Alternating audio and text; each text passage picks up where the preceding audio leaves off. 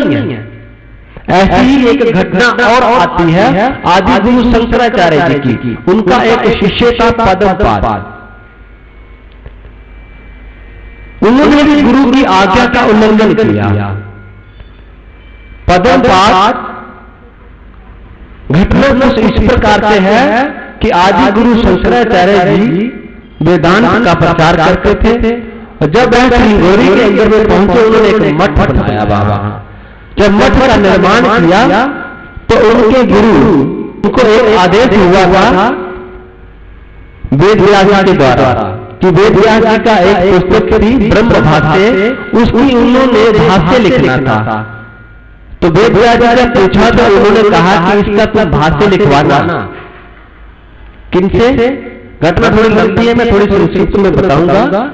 तो वो कहते हैं भाष्य लिखने के लिए, उनके ऊपर टीका लिखने के लिए। तो टीका के लिए आदि गुरु शंकराचार्य जी क्या करते हैं कि वह सुरेश्वराचार्य को बुलाते हैं। सुरेश्वराचार्य कौन थे?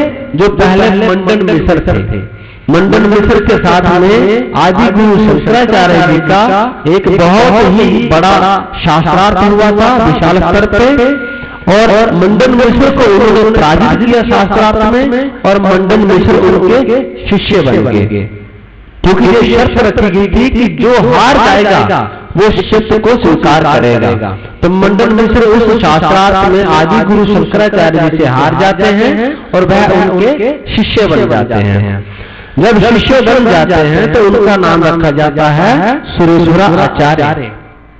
तो आदि गुरु शंकराचार्य जी श्रृंगेरी मठ के अंदर में उनको बुलाते हैं। तो कहते हैं कि पुत्र इस ब्रह्म भाष्य का तू टीका लिख, इसकी वार्षिक रचना लिख।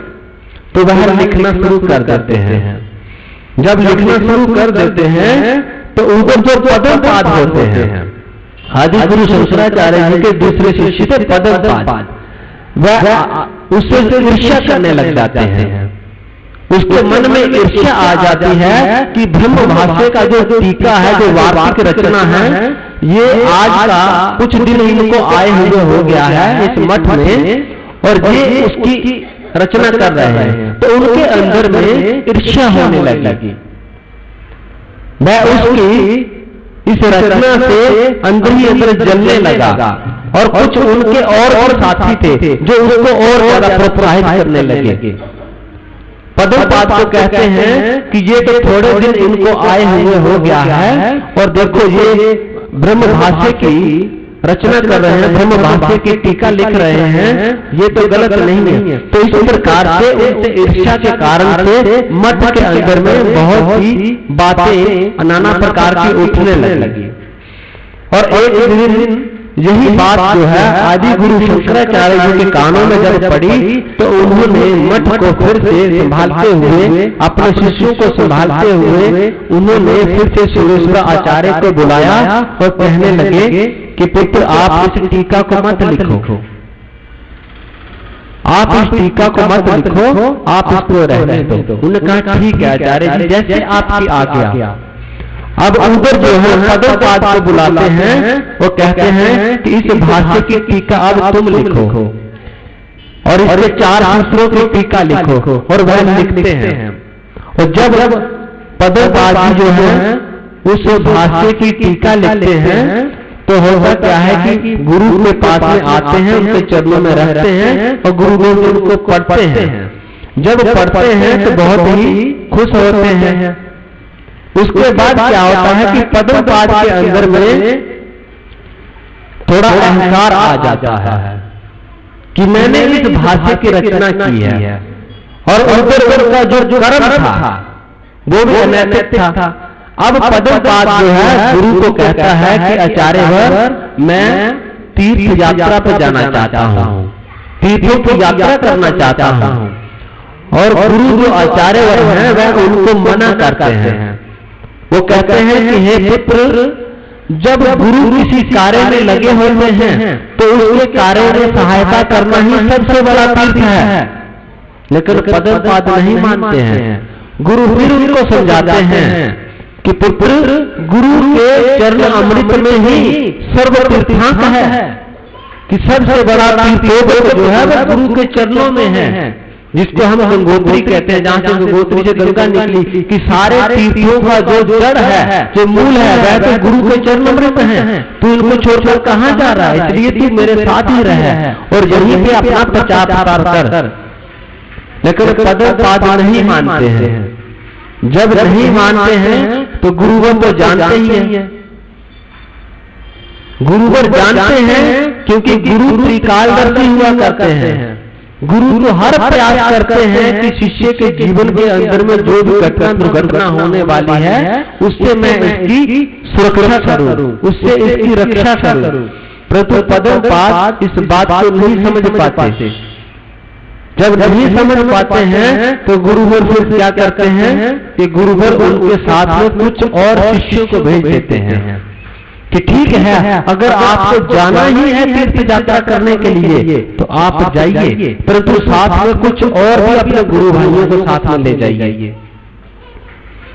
और जैसे ही पदपाद जो है वो अपने कुछ गुरु भाइयों के साथ में मठ से निकलते हैं तो सबसे पहले वह पश्चिम में रामेश्वर मंदिर में, जहां भगवान राम ने सेतु बनाया था, वहां की यात्रा करने के लिए निकलते हैं। और रास्ते में कालहस्ती इत्यादि कुछ तीर्थ आते हैं। उनके बाद में उनके वहां से गुजरते हुए वह रंगम मंच में पहुंचते हैं। एक केरल के अंदर में जगह है वहां पे रंगम। जब वहां पे पहुंचते हैं तो उसी के पास में उसके मामा का घर होता है। पदपाद का जो मामा होता है, मातुल्य, उसका घर होता है। जब वहां पे पहुंचते हैं तो वो अपने गुरु भाइयों को कहते हैं पदपाद कि हे भाई, यहाँ पे कुछ दूरी के ऊपर मेरा मामा का घर है, तो जब हम यहाँ पे आए हैं तो क्यों ना हम वहां चले जाएं। तो सभी की सभी कहते हैं कि ठीक है, हम चले जाते हैं। अब वो सारे के सारे मामा के घर पे चले जाते हैं। और जैसे ही मामा उनको काफी समय के बाद में देखते हैं तो उनका बहुत ही सत्कार करते हैं, गले से लगाते हैं, उनको घर पे बुलाते हैं सबको। तो जैसे ही मामा के घर पे जाके बैठते हैं, आराम करते हैं, तो मामा जो है वो किसी और गुरु का शिष्य होता है। मामा एक कर्मकांडी होता है और एक प्रभाकार नामक का गुरु होता है, उसका शिष्य होता है। तो मामा जब पदपाद को देखते हैं कि भाई इसने तो सन्यास को धारण कर रखा है, तो इसमें तो घर बार छोड़ के सन्यासी हो गया, उसको अच्छा नहीं लगता। परंतु फिर भी अपने मन की बात को अंदर में दबा करके उसके साथ में गले मिलते हैं और बड़ी प्यारी प्यारी बातें करते हैं। उधर जो है पदपाद थोड़े फ्रेश फ्रूश होते हैं, अपना मुंह हाथ धो के नाश्ता पानी करते हैं, क्योंकि सफर करके आए होते हैं। और सफर के बाद में आराम करने के बाद में अपने मामा के साथ में शास्त्रार्थ करने लगते हैं, क्योंकि उस समय शास्त्रार्थ बहुत अधिक मात्रा में हुआ करते थे। जब शास्त्रार्थ करने लगते हैं तो हर प्रकार से अपने मामा को वह शास्त्रार्थ में पराजित कर देते हैं, हर प्रकार से, क्योंकि उसके मामा कर्मकांडी थे और वह कर्मकांड की हर जगह उल्लंघन करते हैं कि इस शास्त्र में ये लिखा है, इस शास्त्र में ये लिखा है कि कर्मकांड के द्वारा ईश्वर की प्राप्ति नहीं होती। परंतु उसके मामा का जो गुरु था प्रभाकार, वो भी कर्मकांडी था, कर्मकांड में फंसे हुए थे और उन्होंने धर्म को एक धंधा बना रखा था। धर्म के द्वारा आया अर्जित किया करते थे, पैसे को इकट्ठे किया करते थे। अब हुआ क्या कि जब पदपाद के द्वारा उसके मामा शास्त्रार्थ में हार जाते हैं तो एकदम से चिढ़ जाते हैं, गुस्से हो जाते हैं। जब गुस्सा हो जाते हैं परंतु बाहर से गुस्से को प्रकट नहीं करते। इतने में क्या है कि पदपाद जो है अपनी पुस्तक को दिखाते हैं, जो उन्होंने विजय डिंडिंग नाम की जो पुस्तक लिखी थी, जो भाष्यकार थी। जब वो पुस्तक को दिखाते हैं तो उसके मामा पुस्तक को देख के पढ़ते हैं। जैसे पढ़ते हैं तो उसके पैरों तले की जमीन खिसक जाती है कि इसमें समस्त कर्म कांड की उल्लंघना की है। और यदि यह पुस्तक जो है प्रकाशित होगी समाज के अंदर में तो जो कर्म कांड है समाज के अंदर से बिल्कुल ही नष्ट हो जाएगा। जब नष्ट हो जाएगा तो हमारा धंधा बंद हो जाएगा। अब ऐसे में क्या करते हैं कि ऊपर से पुस्तक की जो है लिखी हुई जो पुस्तक था, जो ग्रंथ था, उसकी बड़ी प्रशंसा करते हैं और प्रशंसा करने के बाद में कहते हैं कि मैं इसको पूरी तरह से पढ़ना चाहता हूं। और उधर जो है पदपाद दूसरे दिन जो है रामेश्वर मंदिर की यात्रा के लिए, तीर्थ के लिए निकल जाते हैं। पहले तो वह पुस्तक ले जा रहे थे, लेकिन मामा उसकी पुस्तक ले लेते हैं, कहते हैं कि मैं इसको पढ़ना चाहता हूँ पूरी तरह से, तो आप जब तक वापस नहीं आएंगे तब तक मुझे दीजिए, मैं इसको पढ़ लेता हूँ। उन्होंने कहा ठीक है। उन्होंने सोचा कि मेरे मामा इस पुस्तक से बहुत प्रभावित हुए हैं और ये अपना कर्मकांड को छोड़ देंगे। लेकिन हुआ इसके विपरीत। हुआ ये कि जब पदमपाद जी व रामेश्वर मंदिर के लिए तीर्थ यात्रा के लिए निकल जाते हैं, तो पीछे से उसके जो मामा हैं वो क्या करते हैं कि ईर्ष्यावश उस पुस्तक को ही जला देते हैं। लेकिन पुस्तक को कैसे जलाते हैं कि पुस्तक को जलाने के चक्कर में अपने पूरे घर को ही आग लगा देते हैं।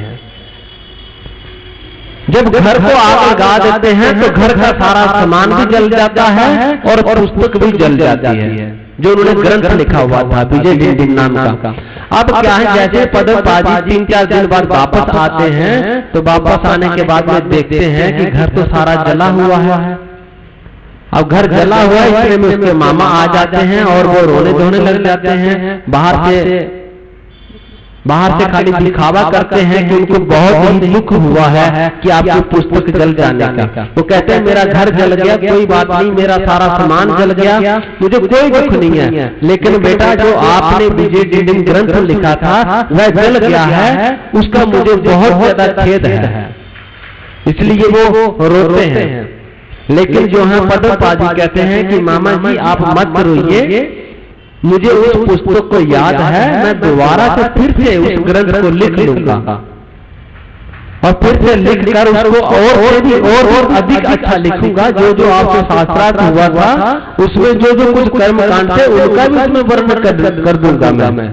लेकिन जैसे ही ये बात सुनते हैं उसके मामा तो सोच में पड़ जाते हैं, विचार करने लगते हैं, मैंने अपना इस पुस्तक को नष्ट करने के लिए, ताकि ये समाज के अंदर में प्रकाशित ना हो और समाज के अंदर से कर्मकांड खत्म ना हो और हमारा धंधा जो है वो चौपट ना हो, इसके चलते मैंने अपना घर तक जला दिया, इसकी पुस्तक जला दी। लेकिन ये फिर भी जो है नई पुस्तक लिख डालेगा और इससे भी अच्छी।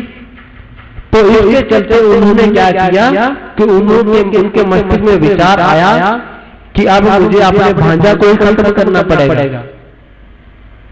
गुरु आज्ञा को लांग के जो शिष्य जहां जाए तहां तहां काल है, कहे कबीर समुझाए। अब उसके मामा के मस्तिष्क में विचार आता है कि मैं क्यों न पदमपाद को मार ही क्यों न दूं। लेकिन होता क्या है, वैसा ही करते हैं वो। अब जैसे ही वो शाम को खाना खाने लगते हैं तो उसके मामा उसके भोजन के अंदर में विष को मिला देते हैं। जैसे ही भोजन के अंदर में विष को मिला देते हैं मारने के लिए, तो वो जैसे भोजन को ग्रहण करते हैं, पदमपाद जी मरते तो नहीं हैं परंतु पागल हो जाते हैं। वह अपनी यादाश्त खो देते हैं, वह पागल हो जाते हैं बुरी तरह से, परंतु मरते नहीं। गुरु ने फिर भी उनकी रक्षा की। जब पागल हो जाते हैं तो उसके बाद में क्या होता है कि उसके जो साथ में उसके गुरु भाई होते हैं वह उसको ले लेते हैं अपने साथ में और बहुत सारे वैद्यों के पास में जाते हैं और उनको दिखाते हैं, लेकिन वैद्य जो है उसका कोई उपचार नहीं कर पाते। उसको दवाइयों के द्वारा थोड़ा सा आराम होता है, 10-20% आराम तो होता है, लेकिन वह ठीक नहीं हो पाते। जब ठीक नहीं हो पाते हैं, पागल हो जाते हैं, तो उसके बाद में फिर से वो वापस उनको मठ में लाते हैं, क्योंकि गुरु त्रिकालदर्शी होते हैं। गुरु जानते हैं कि मेरे शिष्य के साथ में आगे क्या घटना घटने वाली है। पदमपाद ने अपने गुरु की आज्ञा का उल्लंघन किया। जब गुरु उनको मना कर रहे थे कि पुत्र तू मठ को छोड़कर मत जा तीर्थ यात्रा में, क्योंकि गुरु के चरणों में तो सारे तीर्थ हैं, परंतु पदमपाद बात नहीं मानते थे। क्योंकि गुरु जानते थे कि इसका प्रारब्ध कोई कर्म है ऐसा जो इसको खींच रहा है, और यदि मेरी आज्ञा के सुरक्षा कवच में रहेगा तो इसका कभी भी कोई प्रारब्ध कर्म इसका कुछ भी बाल बांका नहीं कर पाएगा, कुछ नहीं बिगाड़ पाएगा, क्योंकि व्यक्ति के कर्म ही ऐसे होते हैं जो उसको उस दिशा की ओर ले जाते हैं। परंतु फिर भी गुरु ने इनको बचाने के लिए, क्योंकि गुरु जानते थे कि यदि ये तीर्थ यात्रा पर जाएगा तो ये इसकी मृत्यु निश्चित है, परंतु फिर भी गुरु ने उसके इस कर्म को काटने के लिए अपने कुछ गुरु भाइयों को, उनके जो गुरु भाई थे, अपने कुछ शिष्यों को साथ में भेजा ताकि इसके जीवन के अंदर में ऐसी घटना घटे तो इसको कोई संभालने वाला भी तो साथ में चाहिए। तो वो जो शिष्य थे पद्मपाद के जो गुरु भाई थे वो साथ में थे, उन्होंने पद्मपाद को लिया और वापस मठ में आ गए। अब इस बात को कम से कम 2.5-3 महीने हो गए, क्योंकि उस समय पैदल यात्रा किया करते थे लोग। उस समय जो आदि गुरु शंकराचार्य जी हैं वह भी केरल में चले गए थे, श्रृंगेरी मठ को छोड़ के वह अपनी माता के गांव में चले गए थे, वहां से काफी दूर था। तो जब वहां पे जाते हैं तो जैसे ही गुरु के पास में जाते हैं तो गुरु को पद्मपाद जी जैसे ही चरण स्पर्श करते हैं, प्रणाम करते हैं, तो गुरु के मुख से एक ही शब्द निकलता है कि कैसे हो पद्मपाद, बेटा कैसे हो तुम, क्योंकि गुरु जानता है कि क्या क्या हुआ इसके साथ में। गुरु के मुख से एक ही शब्द निकलता है कि बेटा पुत्र तुम कैसे हो। तो जैसे गुरु बड़े स्नेह बड़े शब्दों से उनका हाल पूछते हैं तो पद्मपाद फूट फूट के रोना शुरू कर देते हैं, क्योंकि अभी वो पूरी तरह से ठीक नहीं हुए थे, लेकिन होश था उनको। तो जैसे ही गुरु के स्पर्श मात्र से ही उनकी फिर से थोड़ी चेतना लौटी और फूट फूट के रोने लगे और अपने किए हुए पर पश्चाताप करने लगे कि गुरुदेव आपने मुझे रोका था और मैंने आपकी आज्ञा का पालन नहीं किया और मेरे साथ में इस तीर्थ यात्रा में यह घटना घटी है। मेरे मामा ने ऐसे ऐसे किया कि बाद में सारा खुलासा हो गया कि उसके मामा ने ऐसा ऐसा किया है। उसका लिखा हुआ जो ग्रंथ था वो भी उन्होंने जला दिया और उसी के मामा ने उसको जहर भी दिया। तो जब सारी घटना अपने गुरुदेव के सामने रखते हैं आचार्य आदि गुरु शंकराचार्य जी के सामने, तो गुरुदेव कहते हैं कि तू चिंता मत कर। वो कहते हैं कि गुरुदेव मुझे अपनी तबीयत का इतना दुख नहीं है, परंतु मुझे सबसे इस बात का खेद है कि जो ग्रंथ मैंने लिखा था, जो आपने मुझे कहा था कि ब्रह्म सूत्र पे भाष्य लिखने के लिए वह नष्ट हो गया है, वह जल गया है और अब मेरे में इतना सामर्थ्य नहीं है कि मैं इसको फिर से लिख पाऊं। तो तब गुरुदेव जो हैं वो कहते हैं कि तू बेटा चिंता मत कर, जो आपने मुझे सूत्र सुनाए थे वो सारे के सारे सूत्र मुझे याद हैं, मैं फिर से तुम्हें लिखवा दूंगा। और इस प्रकार से गुरु ने अपने शिष्य की पुनः रक्षा की। उन्होंने कहा कि तुम्हारे प्रारब्ध में ये लिखा था, लेकिन मैंने तुम्हें संकेत किया था। जब मैं तो आपको संकेत कर रहा था, मना कर रहा था, उस समय आपको मेरी आज्ञा का पालन करना चाहिए था, परंतु आपने मेरे संकेत को समझा नहीं। और जब कोई शिष्य गुरु के संकेत को नहीं समझते हैं तो फिर उसको उसका फल जो है भोगना ही पड़ता है। उन्होंने कहा कि ये तुम्हारे प्रारब्ध में घटना पहले से ही लिखी हुई थी, परंतु मैं चाहता था कि तुम यहीं पे रहो। यदि तुम मेरी आज्ञा का पालन कर लेते तो तुम्हारे जीवन के अंदर में ये घटना होती ही नहीं, परंतु आपने मेरी आज्ञा का पालन नहीं किया। तो ये है कि गुरु आज्ञा को, गुरु की आज्ञा के जो भी शिष्य लांघता है, पार करता है, उसका विनाश निश्चित होता है।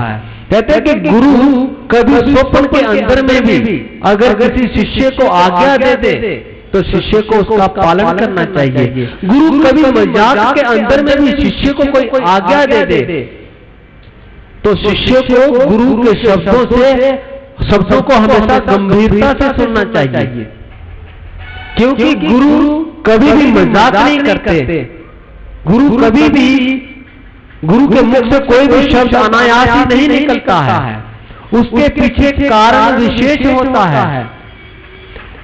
इसलिए गुरु के मुख से जब भी कोई शब्द निकले, जैसा निकले, एक शिष्य को वैसा ही उसका पालन करना चाहिए। अगर वैसा पालन नहीं करता है तो वह अपने जीवन के अंदर में हमेशा नुकसान ही उठाता है। गुरु के मुख से जैसा शब्द निकले, ठीक वैसा ही करना चाहिए। ये मत कहो खुदा से मेरी मुश्किलें बड़ी हैं, ये मत कहो खुदा से मेरी मुश्किलें बड़ी हैं, ये मुश्किलों से